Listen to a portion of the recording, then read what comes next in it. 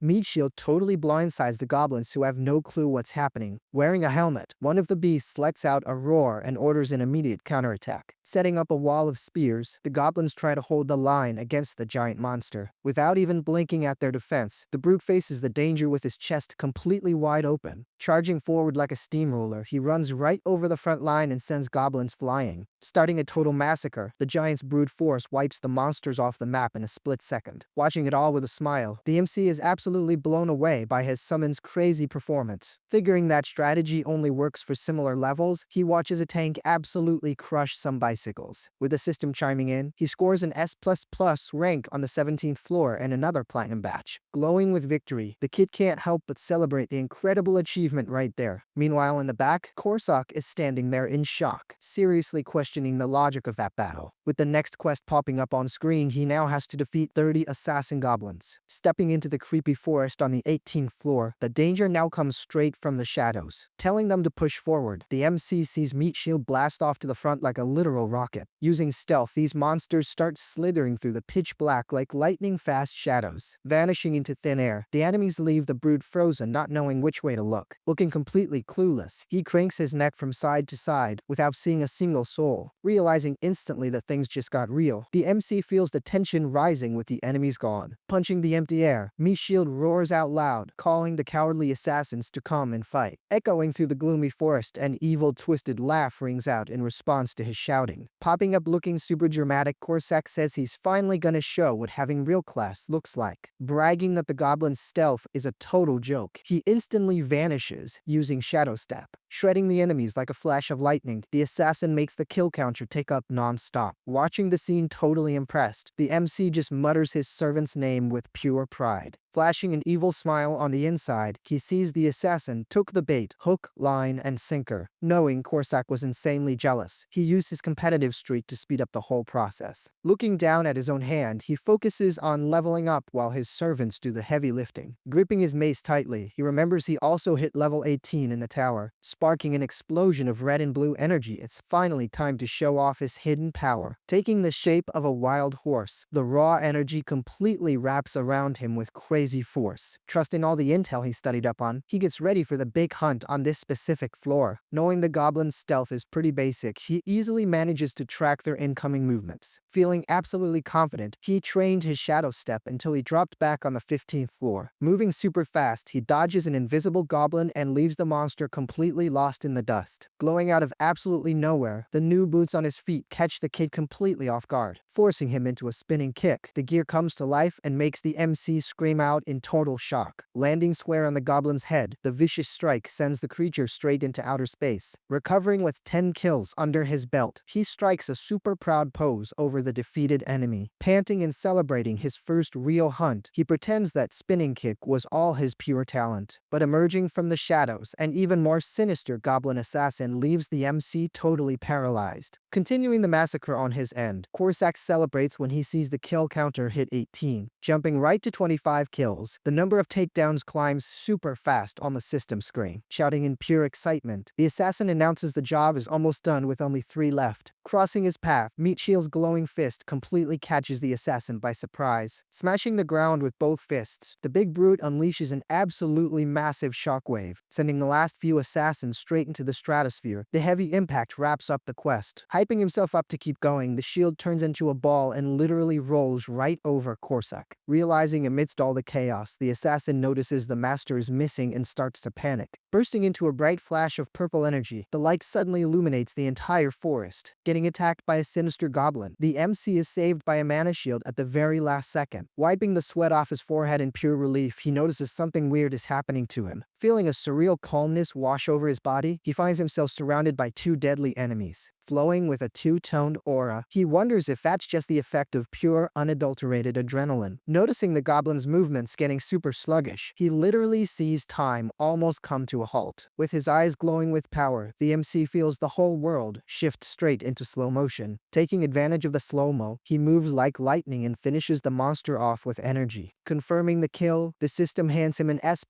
rating and another platinum badge to match. Meanwhile, Korsak is still totally freaking out, screaming the MC's name through the dark woods. Reappearing with a bouncy step, he celebrates managing to land the final blow of the entire mission. Seeing this bizarre scene, Korsak drops to his knees in pure despair while the shield just watches. Going into shock outside the tower, a clerk sees the 18th floor cleared with an S++ rank. Hyped up during a meeting, a bald guy slams his fist on the table and calls the player a phenomenon. Dying to reveal the truth, he gets shut down because it's too risky, but he stays incredibly proud. Concluding the MC is an absolute elite player, the team demands way more attention on him right now. With the news sweeping the country, a mystery player just rewrote history with an S++ rank, bringing the whole nation to a standstill. The phenomenon has everyone trying to guess who the genius is. Letting out a really deep sigh back in the bedroom, Korsak leaves the MC feeling pretty confused. Telling him to just spit it out, the servant replies that everything is moving way too fast. Confessing that the MC's speed in awakening his talent is honestly kind of terrifying. Pointing at his own chest in pure shock, he asks if the servant is actually being serious. Starting to laugh awkwardly, he says the assassin must be pulling his leg or messing with him. Keeping a dead serious look on his face, Korsak warns him there is absolutely no joke in this chat. Explaining that his shadow step was totally flawless, he says the situation is incredibly dangerous. Giving him a lecture, he reminds him that the promise was safety first, not taking crazy risks. Agreeing right away, the MC swears he'll never risk it again and will focus on one thing at a time. Shaking his head, Korsak's suspicious face totally gives away that he isn't buying that promise at all. Catching the master's little smirk, the assassin feels like the real trouble is just getting started. Sensing something bad, he goes back to crying, predicting his master is still gonna cause a total disaster. Keeping up with the drama show, he yells that the MC is definitely gonna attract a massive disaster. Sneaking up from behind, Meat Shield pins the assassin down and tells him to stop being a crybaby. Breaking free in a rage, Korsak throws a heavy punch at the giant and threatens to boil him alive right there. Turning into domestic chaos, the brawl wrecks the whole kitchen with the big brute crashing down. With a jar of sauce flying from the fridge, it hits the MC, who starts panicking over his lost food. Trying to use his authority, he screams at both of them to stop and return right this second. Seeing the damage is already done, the MC drops to his knees when he spots his mom's kimchi on the floor. Staring off into space, he decides he needs to head to his parents' house to cool off for a bit. Arriving the very next morning, he's already seen walking down the hallway of his family's building. Opening the apartment door, the MC proudly announces that the prodigal son has finally returned. Replying with surprise from inside, a familiar voice tells him to just get inside the house already. Seeing his dad in a hospital bed, his mom complains about him being away and how his brother missed him. Walking up super carefully, he asks how his dad's hip recovery is going so far. Grumbling that bones take forever to heal, he accepts a little help getting settled in his bed, calling them over for some stew. His mom lets him know his brother ran out to buy tofu down the street, taking over the whole table. The smell of the homemade stew was just begging to be devoured. Asking if money's tight, his mom promises to get a job while his dad tries to calm her down. Fishing for a reaction, the MC casually mentions it would be perfect if he awakened or something like that. Locking eyes with him, his dad asks if he's thinking about becoming a player, sending chills down the MC's spine. Busting out laughing, the old man says his son is a wimp just like him and calls his wife to kill a roach. Giving them a total deadpan look, the mom thinks there's absolutely no reason for them to be proud of that. Asking if he shouldn't be at work right now, she watches him stutter while claiming it's his day off. Laughing, she says his face always gives away a lie, making the MC deny everything in absolute panic. Smiling super sweetly, she says she believes in her son, leaving the kid totally emotional over the moment. Getting straight to the point right after, she warns him to never ever get involved with loan sharks. Bringing back some really tense memories, the warning makes him change the subject to his mom's job. Explaining she got stuck with a garbage client, she says the guy even wanted her to take out his trash. Saying she didn't take his crap, she tore into the guy, and that attitude ended up costing her the job. Being super fierce and never accepting injustice, his dad's biggest victory in life was asking her out. Showing off a goofy little chart, the original weak man ended up spawning the weak men juniors. Smiling and saying they all worry, she suggests only talking about awakening when life gets a bit better. Cutting the scene, the family's building pops up under a blazing hot sun in the big city. Stopping the MC right outside, his little brother asks about the envelope, and he explains it's their allowance. Just as he's leaving, his brother calls him right back, leaving the older sibling super confused by the situation. Seeing the younger one look so awkward, he quickly assumes he's embarrassed about getting his college paid for. Putting a hand on the kid's shoulder, he tries to play the role of the understanding and supportive big brother. Changing his face instantly, the youngest drops the truth about getting his cut of the family's allowance. Thinking what a punk his brother is, he transfers 500,000 won and tells him not to waste it on junk. Staring up a little while later, the MC checks out the massive Awaken agency building standing tall. Reflecting on his way to the studio, the urge to protect his family made him want to level up even more. Getting told inside that the shop requires an appointment, he decides to try his luck anyway. Knowing the monsters on the upper floors hit harder and harder even with his barrier up. Deciding to buy a shield, the saleswoman offers him a golden one for a solid 100 million won. Almost having a heart attack over the price, the MC screams right in the middle of the store at that insane number, stuttering that it's way too expensive. He backs off complaining that the saleswoman isn't cutting him any slack, showing off a round hand shield. The clerk says it's super light, highly durable, and pretty cheap. Testing the item and loving it, he thinks the shield and his mace were basically made for each other. Acting all shy, he wants to know the exact price of the little beauty he's holding in his hands. Hearing it costs 40 million, he agrees on the spot even though he's shaking while swiping his card. Taking a deep breath after the purchase, he feels relieved he actually invested in his own personal safety. Wrapped in an aura of pure defeat, he thinks dealing with a salesperson is way worse than fighting a goblin. Getting approached out of nowhere as he was leaving, some guy calls him over for a quick little chat. Leaning against the wall, the guy asks if he awakened recently, instantly putting the MC on high alert. Reaching out his hand, the stranger introduces himself as Choi Ho-sok and says he's a player too. Shaking his hand, the MC introduces himself and hears that Ho-sok clocks in there almost every single day, offering to help out with whatever he needs. The MC thinks the guy is genuinely a top-tier good dude. Saying everything is cool, his new acquaintance insists he's always around just in case he needs a hand. Watching the guy walk away, the MC is totally amazed by his charisma and even feels a tiny bit jealous. As the dark night rolls in, the moon lights up the tops of the massive buildings in the big city. Flashing his stats, he hit level 19 with Korsak, Meat Shield, and his trusty Shadow Step.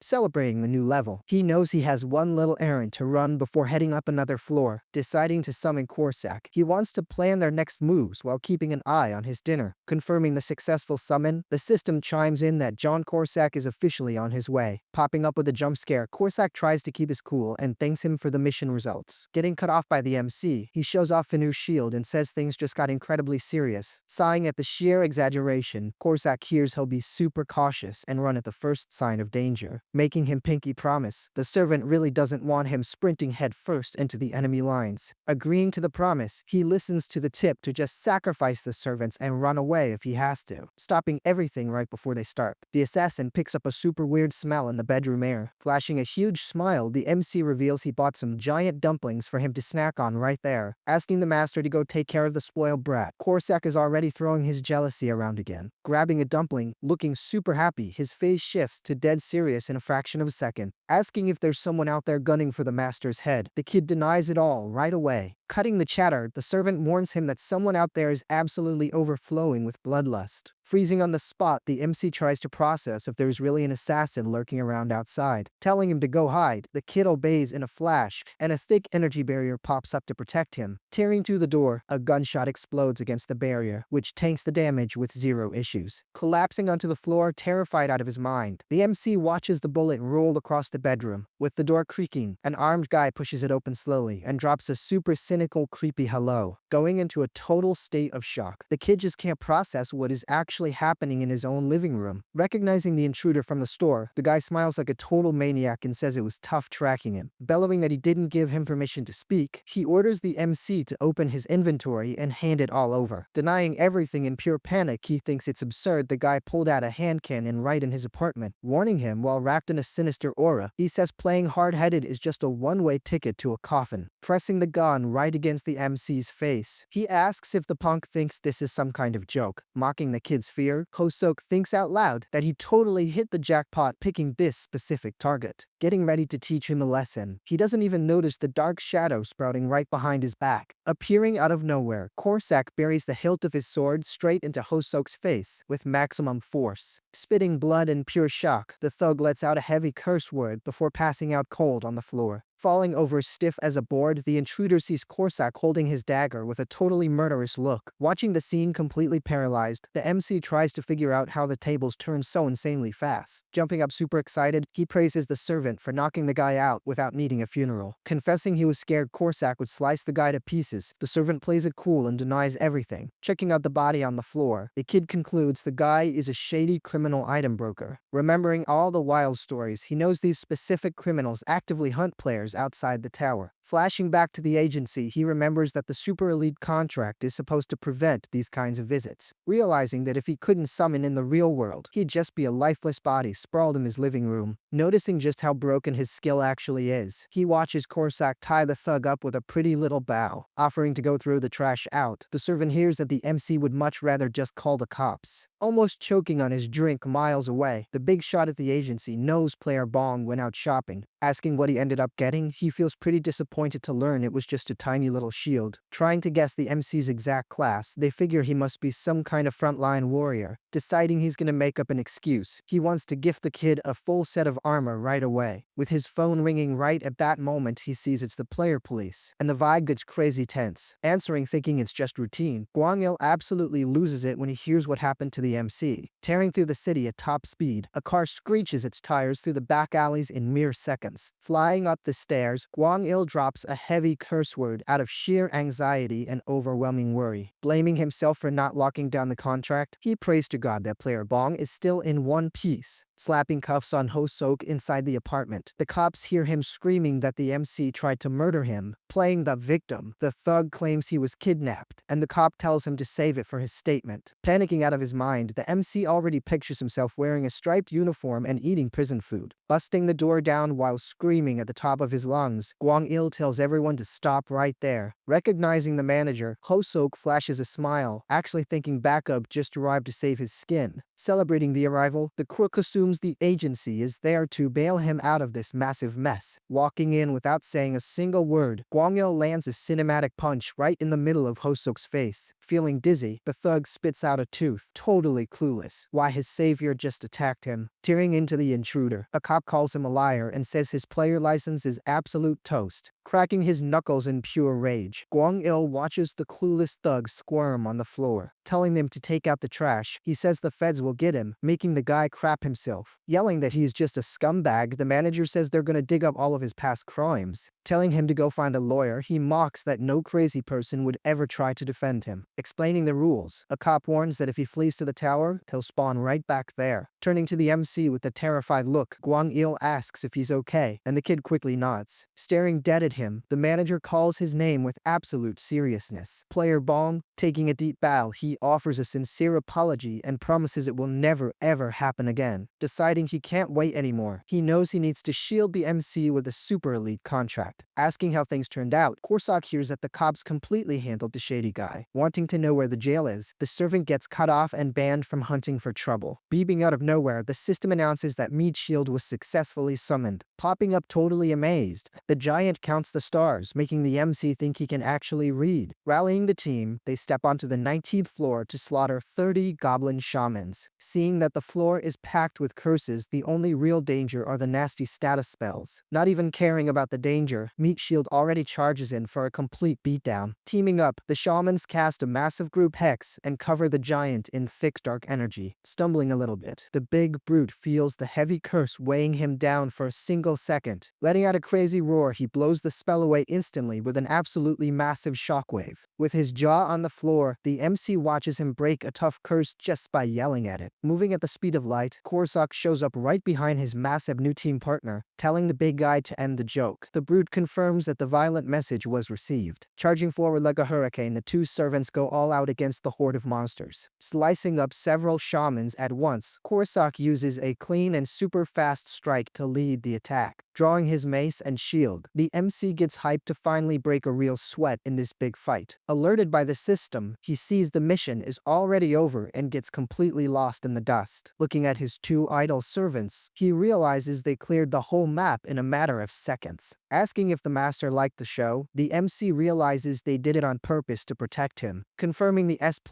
rank, the system hands over another platinum badge for the stash. Stepping onto the 20th floor, they enter the talent screener, a literal hell on earth. Warning that the place is a total nightmare. Korsak says it has every kind of goblin imaginable. Telling the MC to just chill, Meatshield promises to absolutely slaughter everyone up front. Getting the quest, they need to kill 100 mixed goblins and a hobgoblin in 10 hours. Smiling and ready to fight, Korsak sees the MC realize they were gonna leave him on the bench. Sending the giant as bait, the brute jumps into the horde screaming for them to bring it on. Spawning from the shadows, a massive flood of goblins with poison arrows appears out of nowhere. Charging with everything they've got, a huge wave of goblin warriors rushes at Meatshield. Thinking angrily, the MC warns they are totally wrong if they think he's just gonna sit and watch. Looking back, Korsak finds his master's determined and super different attitude pretty weird. Whizzing right past Meatshield, a bright blue trail of energy suddenly appears on the field. Using his skill, the MC says it's his turn to lead the charge, leaving the big giant completely stunned. Leaping right over the entire horde, he pulls off mid-air stunts to dodge the flying arrows. Landing on the other side, he proudly celebrates pulling off that absolutely insane acrobatic stunt. Going into total panic mode in the back, Korsak starts screaming the master's name non-stop. Reflecting on his life, the MC remembers he was always the quiet, super awkward loner kid. Thinking back to when he was little, a bigger kid straight up stole his toy truck to his face. Watching the bully walk away laughing, little Ju-Hyeok just stood there, not knowing what to do. With the bullying getting worse in school, they even stuck a note on his back calling him a beggar. Staying isolated in high school, he became the ultimate joke for being stuck in bronze rank. Repeating the same old movie in high school, he ate alone and sealed his fate as a total outcast. Thinking he'd never imagine himself trading punches with monsters, he faces his own dark past. Having a total epiphany, he realizes monsters don't judge and are just pixels waiting to be killed. Deciding with pure bloodlust, the plan now is to crush everyone and pocket all that sweet cash. Keeping up the desperation show, Korsak keeps screaming for his master in the chaotic background. Seeing the goblin spearman charge to skewer him, the MC doesn't just stand there and acts fast. Using Shadow Step, he turns into a blur and slides right through the deadly spears with pure agility. Spotting a goblin trying a dirty trick, the MC proves he's way smarter than the ugly little monster. Snapping the beast's weapon right in half, he caves the monster's face in with a single clean hit. Keeping the rhythm going, he slices up goblins while slicing through enemy lines with his cool tech. Taking off right after, he buries his shield into a warrior's chest with absolute crazy force. Watching it all in total shock, Korsak can't believe the insane level of his master's Shadow Step. Noticing a huge cloud of poison darts, the servant screams a massive danger warning to the MC. Spinning fast, the kid ducks behind his brand new shield to tank the heavy hit of the sneaky attack. Blocking everything, he notes that without his energy barrier, he would be a literal strainer. With the panic hitting hard again, he wonders if he didn't just bite off way more than he could chew. Bawling his eyes out for backup, he sees Korsak actively clearing the path just to save his skin. Telling the master to run straight to the cliff, the MC picks up the pace without looking back once. Standing tall like a brick wall, Meatshield is totally ready to turn into Swiss cheese for his boss. Continuing his desperate escape, the MC's lungs are already begging for sweet mercy to just stop. Finally seeing clearly, he spots the infamous cliff right ahead on his absolutely crazy escape route. Reaching the absolute edge of the place, he asks if that was really their brilliant master plan. Seeing that the road is a dead end, the kid goes into a total meltdown with nowhere left to run. Cornered with zero way out, he starts seeing the light at the end of the tunnel, thinking it's over. Landing right in front of him, Meatshield becomes the official solid bumper for all the attacks. Stretching all the way out, the giant looks like a living mountain, making the goblins shake in fear. Clearing the area with a brutal sweep, the massive brute sends the tiny monster straight to the drain. Praising the crew's efficiency, Korsak dispatches 2 stealthy guys trying to backstab him. Spotting 2 shamans trying to close in, they really wanted to reinforce the goblin monster army. Moving like a literal lightning bolt, the assassin spins and preps the absolute killing blow. Charging with total focus, he tosses the shaman from way up high to end the chat once and for all. Finishing off the very last enemy, he strikes a victory pose among the bodies and waits for peace. Announcing the 100 goblins are toast, he says the final boss should spawn any second now. Commenting totally impressed, the MC says his 2 servants cleared the map in the blink of an eye. Trying to say thanks, he sees Meatshield way too close and tells the giant to give him some room, making the MC flinch all over again. A deafening noise blasts out of nowhere across the map. Spotting the hobgoblin, the ultimate evolution of the species, and the beefed-up goblin Chad. Staring down the servants with a bright red aura, the monster is overflowing with absolute raw power. Barking orders from up high, Korsak tells Meatshield to push forward for the heavy direct clash. Letting out a heavy war cry, the giant makes it totally clear that this specific fight is all his. Stopping the hobgoblin's massive sword, Meatshield uses just his bare arm without even sweating. Totally short-circuiting, the monster sees his absolute best attack blocked with zero effort at all. Spotting the opening, Korsak yells that the giant did his part and tells him to just hold the beast. Dropping from the sky like a falcon, the assassin flashes his daggers to close out the contract. Confirming the absolute massacre, the system announces the 100 goblins and hobgoblin are dead. Leveling up, the MC proudly takes home a shiny mana stone and 5 highly exclusive magic potions. Chuckling like a total winner, he concludes the real strat is just letting them do all the beating. Taking a deep bow out of pure gratitude, he thanks both of them for totally saving his own skin. Announcing the S++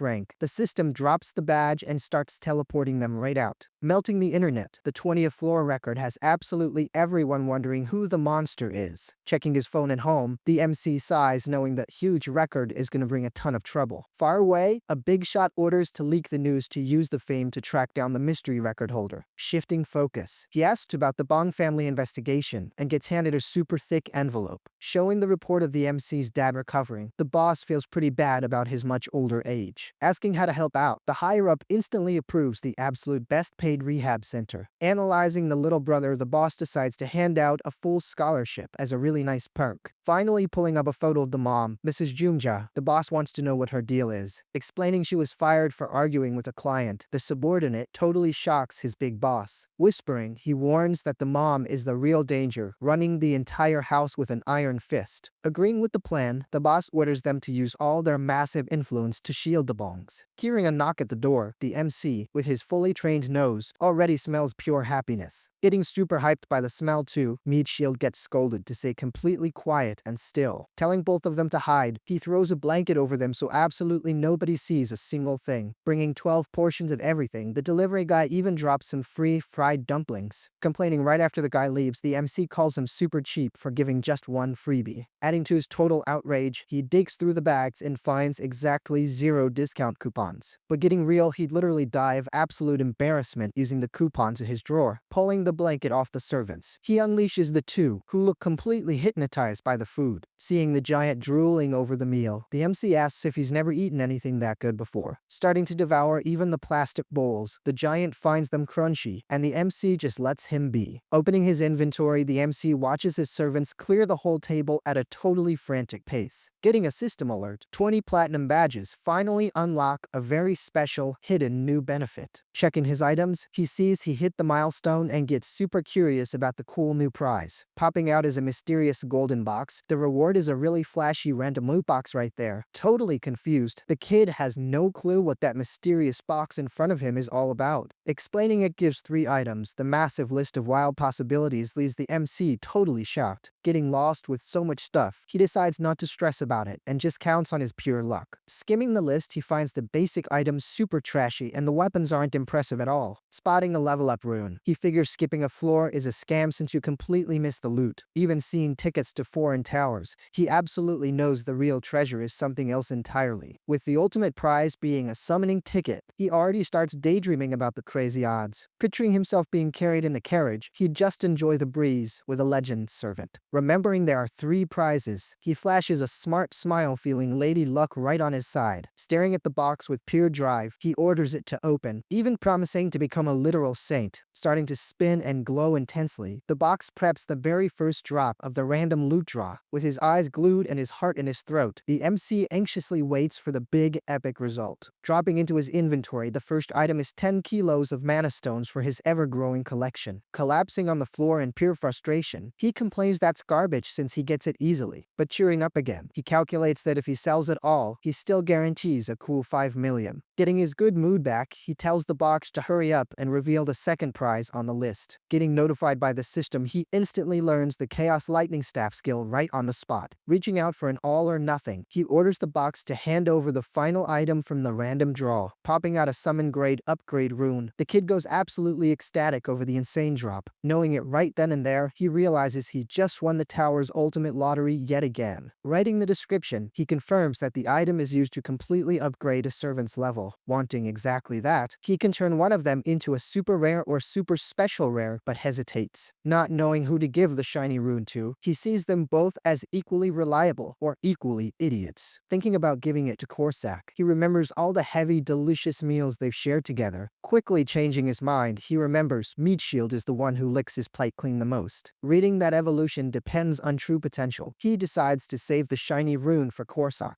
Pushing the theory aside, the MC decides it's finally time to take his new skill for a little spin. Electrifying impact weapons. The skill has 3 forms and gets way stronger with heavy combat use. Thinking with total satisfaction, he sees that an offensive power-up was exactly what he needed. Unlocking the first form, Lightning Soul Chaser. He literally feels the raw power surge in his brain. Pulling out his mace out of pure curiosity, he gets right into position to test drive the new ability. Spinning the weapon with everything he's got, he yells the technique's name and unleashes a flash. Striking his final pose, he fully expects the bedroom to blow up with movie-level special effects. Concluding that if it worked in the real world, he probably would have demolished the whole building. Sneaking up quietly, Korsak asks why he's swinging at the empty air and hears the awesome big news. Explaining with a massive smile, he says he finally scored a totally legit and powerful attack skill. Being so completely stunned by the news, the assassin actually lets his food bowl slip right out. Seeing dinner just sitting there, Meat Shield, who isn't dumb at all, scoops up the bowl for himself, screaming at the giant to give it back. Korsak hears that a real warrior never wastes anything. Having zero patience for the silly daycare, the MC simply unsummons them both right back into limbo. Waking up to the next day, a scorching sun and a perfectly blue sky paint the entire busy city. Sitting on the floor, the MC reflects that he perfectly understands all of Korsak's crazy drama, knowing that his summoner trait makes him totally reliant on his 2 summons for any kind of combat. Theoretically, a summoner doesn't really need to get his hands bloody, especially in a regular one. Thinking about Korsak's original master, he concludes that the guy must have been an absolute monster, and even being a total phenomenon, that master died and his world turned into literal cosmic dust. Understanding Korsak's heavy trauma, the MC refuses to just be a spectator on his own epic journey. Hyping himself up with cotton swabs in his nose, he also wants to beat the crap out of some monsters. Believing that a good pep talk will win the servants over, he decides to summon the duo once again. Confirming via the system, Meat Shield and John Korsak are officially back in the game. Catching Korsak's expression, the MC notices he easily aged 10 years just from pure worry alone. Warning that the new skill might be a trap, he says their previous crazy luck was just against goblins. Giving it to him straight, he warns that fighting against orcs is a whole different ballgame. Showing up with a rope, the giant makes the MC panic, totally thinking they're gonna tie him up. Saying it isn't quite like that, Korsak's eye completely flashes with a heavy authoritarian intent. With the assassin declaring it, he announces that from now on, rule number 3 is in full effect. Explaining the rules on a chalkboard, the last one says the master's life beats any direct orders. Trapping the MC in a massive bear hug, Meat Shield leaves him totally desperate and gasping for air. Giving the giant a scolding, Korsak tells him that bold move is only supposed to be used in the tower, with the plan being the giant playing babysitter. The MC realizes his servants just fully mutinied. Groaning with a sigh of pure defeat, the kid realizes he needs to resort to absolute desperation. Busting out his secret weapon, he gives puppy dog eyes, but Korsak remains completely unbothered. Swearing he won't do anything crazy, he says he just wants to hit one single enemy at a time. Swayed by the request, the assassin hears that his absolute safety is priority number 1 for him. Finally caving in, Korsak warns that if things get too heated, he's crashing the party right away. Sealing the deal with a sharp salute, the servant reaffirms he is always right there to serve him. Announcing the 21st floor, they step into a dense forest packed with creepy dark shadows. Commenting that orcs are strong but dumb, the giant takes offense and swears he's a total genius. Suggesting a quick training session, he hears a fed-up Korsak say he can train 1,000 times. Offering Meat Shield up as a punching bag, the assassin leaves the kid feeling pretty awkward. Threatening to go fight alone if they don't stop, the MC makes the servant go into a total panic. Saying he's already memorized the theory, he prefers testing it on a real orc and pushes forward. With the 21st floor's quest popping up, they need to completely wipe out 30 whole orcs. Revealing the horde, massive brute orcs with glowing purple eyes step right up for the big brawl. Without even waiting, the servants charge the front lines, leaving a total trail of destruction. Turning into a blazing comet, Meat Shield blasts into the orcs and literally sends teeth flying. Keeping the beatdown going, the brute hands out punches and hammer strikes without a drop of pity. Becoming a literal whirlwind of steel, Korsak shreds multiple enemies at once with surgical cuts. Watching from the front row, the MC's jaw drops at the absolutely absurd speed of his servants. Realizing the fight is about to end, he sees he won't even get a single chance to say hello. Spotting Korsak crouching, an orc glares at him, and the assassin lets out a hiccup as a cue. Asking super hyped if that one is his to take, the MC immediately gets ready for the big strike. Launching himself forward, he focuses his chakra and preps his brand new skill for its big debut. Watching from a distance, Korsak sees the orc brace itself to tank the heavy impact of the attack. Whizzing right by, the trail of energy makes the beast scream in pure shock at the crazy speed. Landing smoothly, the MC instantly strings a spin to leave the enemy dizzy and totally clueless. Reflecting that the first form is pretty simple, he knows the orc has a nasty surprise coming. Raising his mace, the weapon gets swallowed up by golden lightning and heavy energy pressure. With the system window glowing, the MC feels that his damage is about to hit a whole new level. Screaming the technique's name, he unloads the mace with everything right on top of the orc's head. Sounding like a massive thunderclap, the beast's face caves in while the electricity fries it. Smiling because he's totally overpowered, the MC sees that the skill isn't just a flashy name. Celebrating the fight, he thinks the whole thing was an absolute piece of cake and super easy. With the joy fading fast, another orc pops out of nowhere with a huge axe ready to split him. Getting pumped for round 2, the MC already asks if the next guy wants a total beatdown too. Squashing the orc like a roach, Meatshield's massive foot completely leaves the MC hanging. Staring at him with the deal is a deal look, the servants remind him it was just a one and done. Clearing the 21st floor, the system sings out level up along with more stones and potions. Landing just a single hit on a desert orc, he's already out in the blazing desert the next day. Securing yet another S++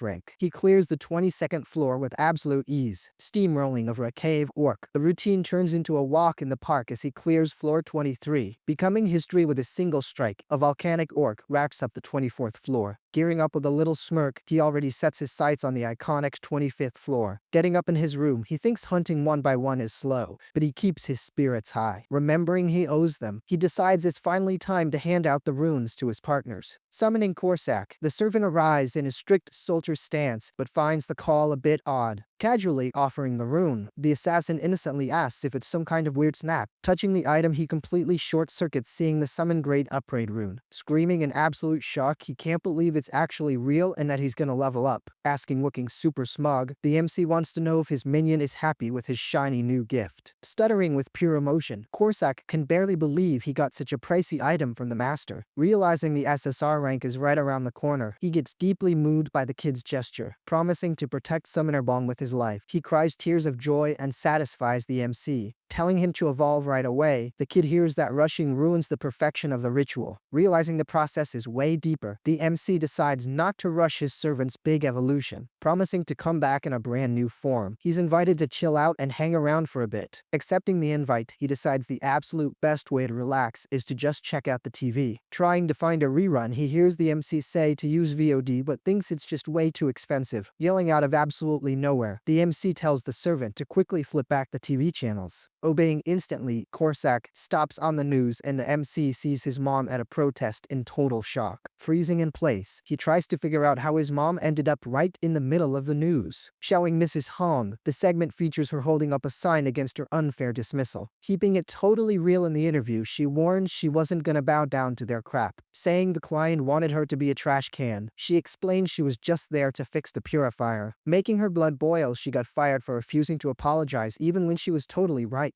Racking up the interview, she says she's been there 10 days while the suits just laugh at her. Giving it to them straight, she warns that next time she's gonna run everyone over like a tractor. Walking up to her, a guy asks if she's Mrs. Gyumja, and she instantly readies her umbrella. Introducing himself as Lee Chong-sok, an elite lawyer, he says he really admires her struggle. Freezing for a second, our MC's mom hears that the guy's an absolute doctor of the law. With her blood boiling again, her face gets completely twisted in pure, unfiltered outrage. Screaming that she won't budge an inch. She startles the lawyer, who asks her to just calm down, explaining the plan is the exact opposite. He wants to help her sue the company and shocks her. Reassuring he's from Park and Kim, he lets her know he's gonna do the whole job totally for free. Saying he heard about her case at the ministry, he swears the firm's intentions are totally pure. Suspicious of the handout, she senses the guy's solid and wonders if she should actually trust him. Hyping her up, the lawyer says destiny is at work, and she decides it's literally now or never. Accepting the partnership, Mrs. Hong watches the lawyer totally celebrate her super quick decision. Snapping his fingers in pure excitement, Mr. Lee says the first step is exposing it to the media, spawning a literal army of reporters. They swarm the MC's mom, leaving her dizzy from the flashes, telling her not to hold back. The lawyer wants her to spill every single humiliation she suffered. Taking a super deep breath, Mrs. Hong gets ready for the big show with a look of pure justice. Watching it all from his bedroom, the MC's heart aches, imagining his mom's terrible suffering. Feeling like a total zero, he blames himself for not giving her the support she actually deserves. Getting a reality check, he wonders how she scored a Park and Kim lawyer completely for free. Unsheathing his swords, Korsak asks if he should go have a little chat with those big bosses. Seeing his servant being a real bro, our MC finds it kinda cute. He wants to solve it the old-fashioned way. Telling him to put the weapons away, he explains the legal stuff is handled and calms him down. Deciding to send some cash to his mom, he calculates his stones are worth 10 million won. With his phone ringing mid-math, he sees it's his old man on the line and answers the call, asking if he saw his mom on TV. His dad tells him to chill out about the absolute angel lawyer. Laughing, his dad says they could never afford him, and tells his son to just focus on his own grind. Mentioning the Dilsung hospital called, he leaves the MC super confused since that's for rich folks. Explaining he won a lottery draw, he says he's checking in to get fixed up and become good as new. Stressing that it's all covered by the project, the MC realizes a miracle hit the whole family. Reflecting that Ilsung is the best in the country, he realizes this coincidence smells like a setup. Calling right after, his brother Min-hyuk jokes if today is some family holiday with all the calls. Asking about their mom, he vents that his blood is completely boiling with all this crazy injustice. Saying he's gonna return his allowance, he hears the MC tell him he needed a brand new laptop anyway. Revealing he got a scholarship, he figures the entire universe just decided to conspire in their favor. Asking who the sponsor is,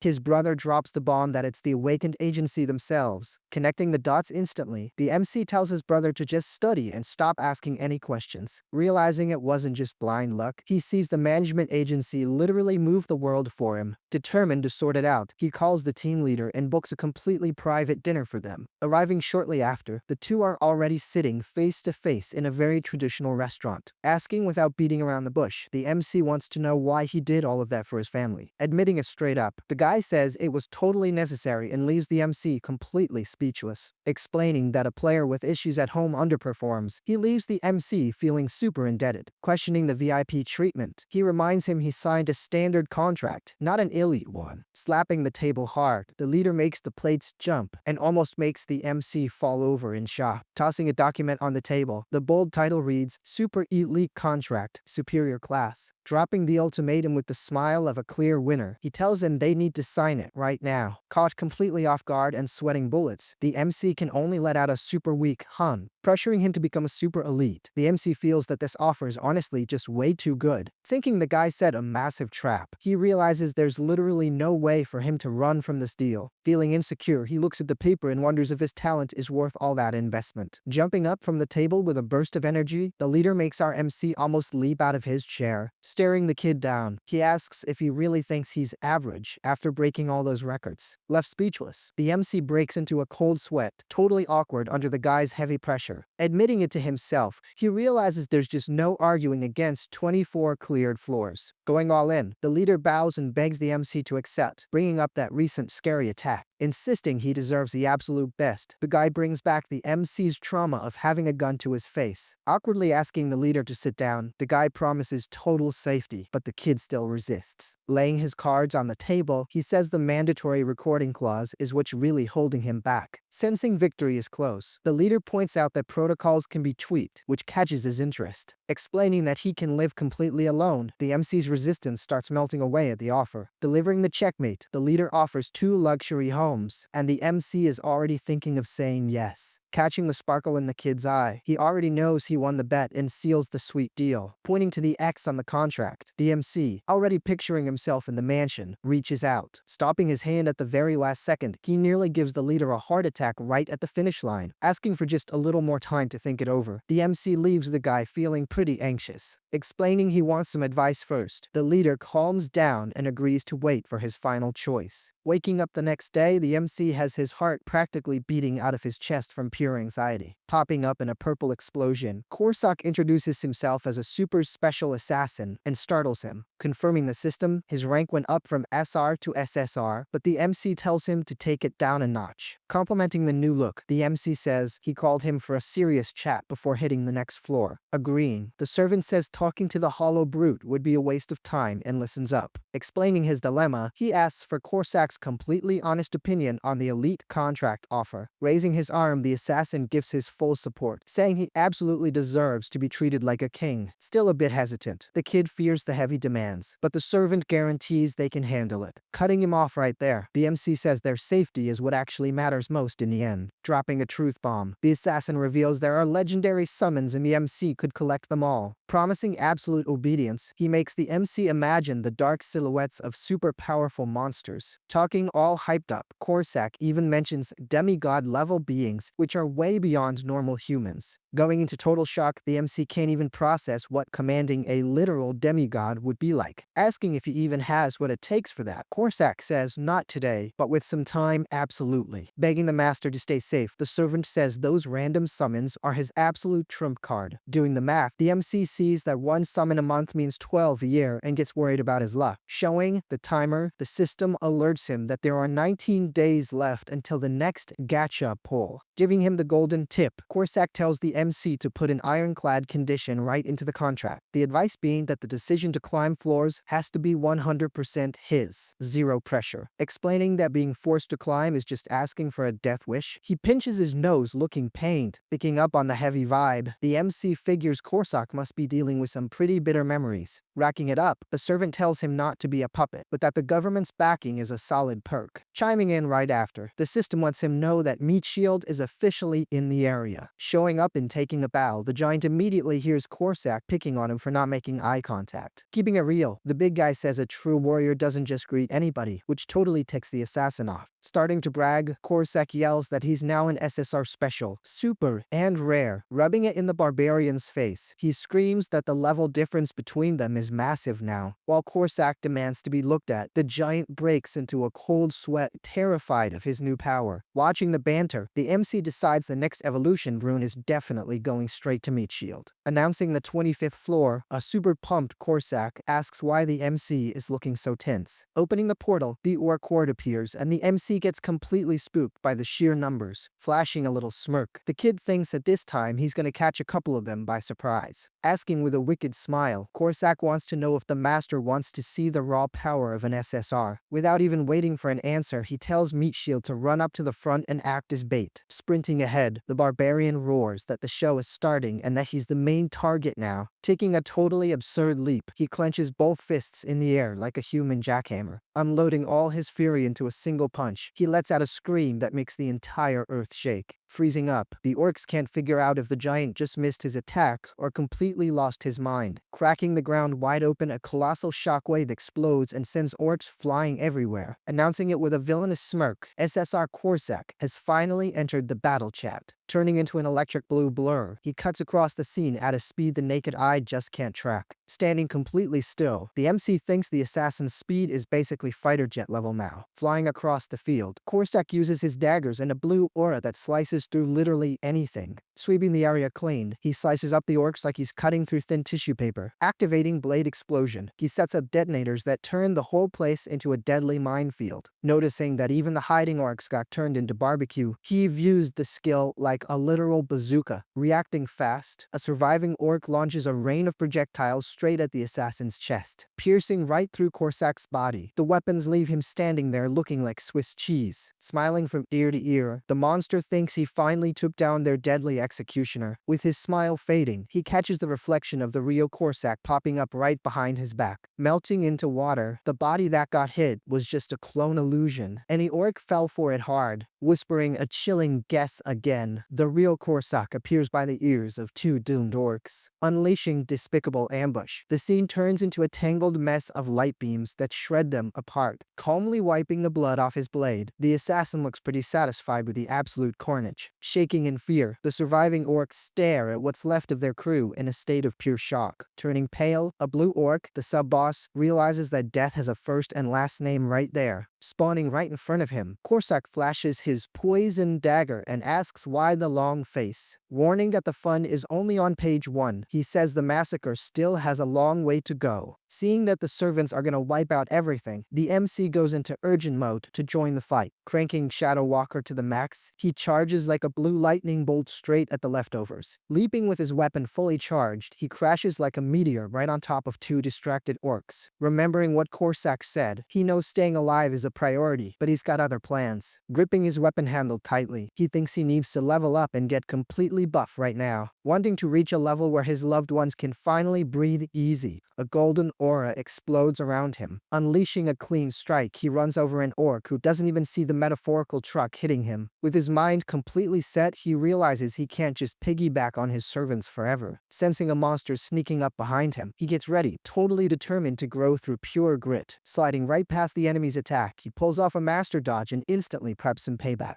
Landing a heavy kick to the ribs, he sends the orc flying to the other side of the map, smashing stuff. Landing completely knocked out, the monster feels the heavy weight of our MC's boot right on top of him. With the games getting serious, a giant two-headed orc shows up, blowing out a heavy breath of pure hate. Activating the first form of his staff, he doesn't shake at all and stares the monster down. Using the lightning soul chaser, he fries the monster with a massive blast of bright purple energy. Freezing up, the beast gets roasted from the inside out before finally kissing the dirt. Seeing the rest of the horde rushing at once, the MC cracks a smile and gets totally ready for the chaos. Activating the walker again, he turns into a blue blur and basically dances through the enemy attacks. Panicking hard, the targeted orc watches the glowing staff heading straight for his face. Creating an energy chain, he swings through the air to build momentum and pull off a clean dodge. Aiming for the next neck at the peak of his jump, he hears the orc let out one final, terrified scream.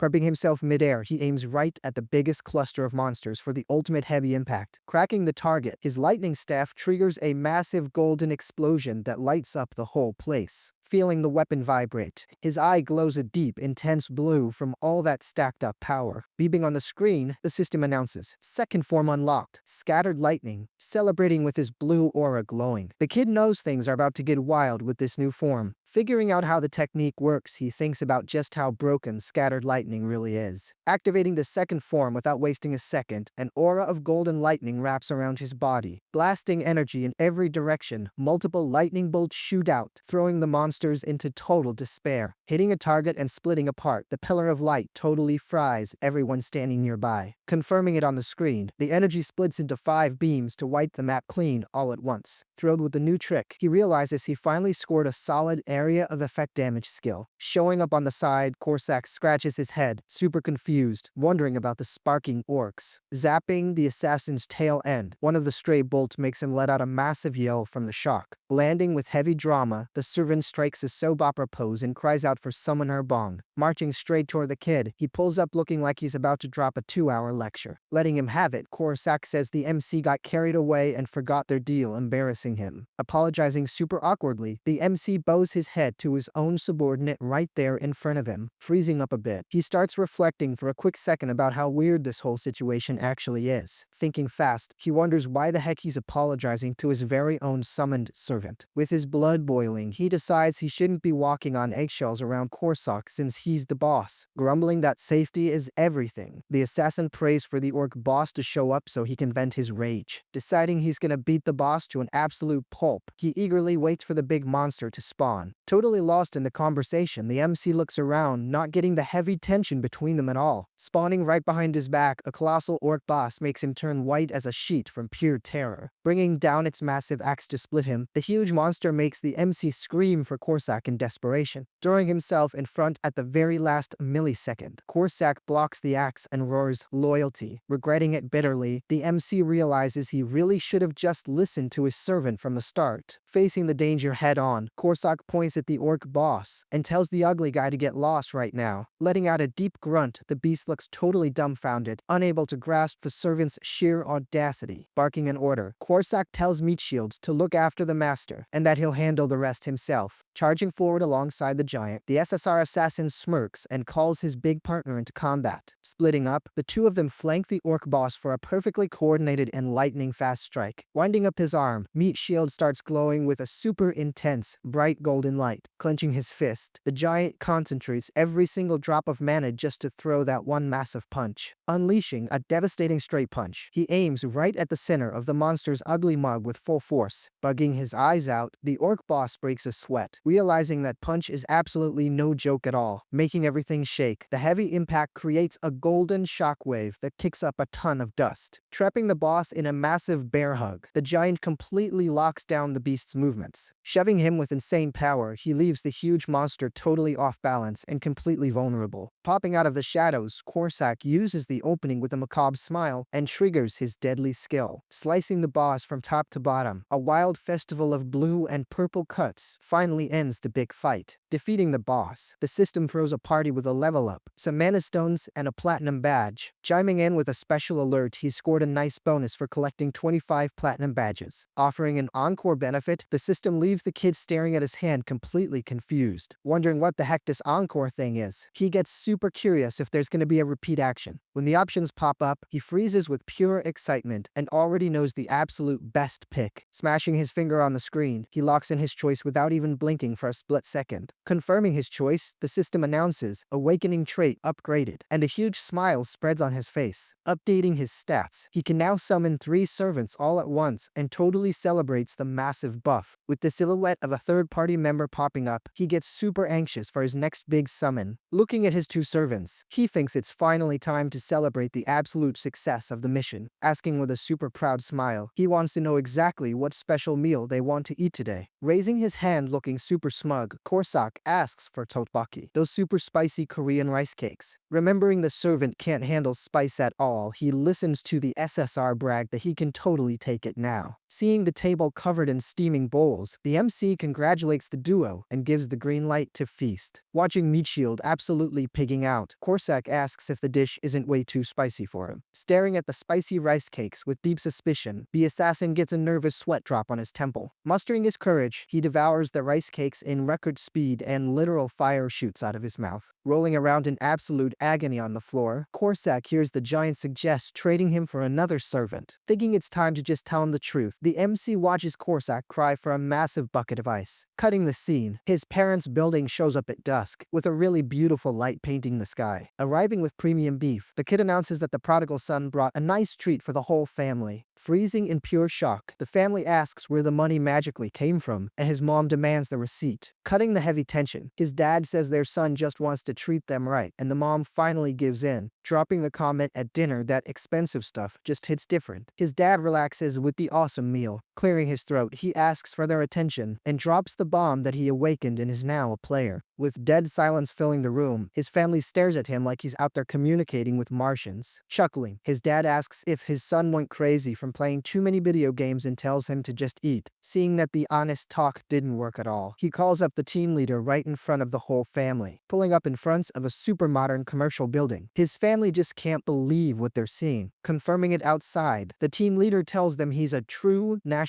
asset, an absolute top-tier elite player. Pulling out his elite black card, the MC uses it like the ultimate master key that opens literally every door. Walking right into a super luxurious apartment, he proudly announces, "This is where we're gonna live now." Switching up the scene, the awakened management agency building appears looking absolutely huge and imposing. Signing the dotted line, Ju-Hyeok finally makes his brand new life as a pro hunter totally official. Still struggling to believe it, he looks at himself as a totally legit elite player of South Korea now. Reflecting on the wild irony, he remembers that not too long ago, he wanted to stay far away from this world. Apologizing profusely, an official offers him only 2 billion won as his starting base salary, insisting it was his own choice. Ju-Hyeok notes that the official clearly thinks he's worth way more than that. Not wanting any spot spotlight, he doesn't want the world to know he's the S++ record holder of the tower. Absolutely terrified of seeing his family swarmed by crazy paparazzi, he turns down the extra cash, asking if his family liked the new mansion. The official watches him super closely with attentive eyes, confirming it, getting a bit emotional. Ju-Hyeok says that place is way beyond anything he ever dreamed of. With a message buzzing in his pocket, he confirms his family's absolute total happiness with their new home. Offering a fully furnished apartment, the official asks if a two-bedroom setup is enough for him alone. Looking at the pictures totally amazed, he thinks that place already looks like a crazy luxury penthouse to him. Cutting the scene to a literal penthouse, the absolute biggest and most expensive one in all of Korea. Swimming in an indoor pool, two beautiful women are enjoying some absolutely breathtaking luxury up there. Stepping out of the water, a massive tattooed muscular brute makes the women let out excited little squeals. Getting super close and intimate, one of them affectionately calls him Appa and flashes a totally flirty smile. Being Yoo Chol-min, the absolute #1 player, he invites the ladies to party hard at his massive place. Toasting with super expensive drinks, they celebrate with something that costs as much as an economy car. Trying to make conversation, they ask if he's heard about the guy who literally pulled off 25 S++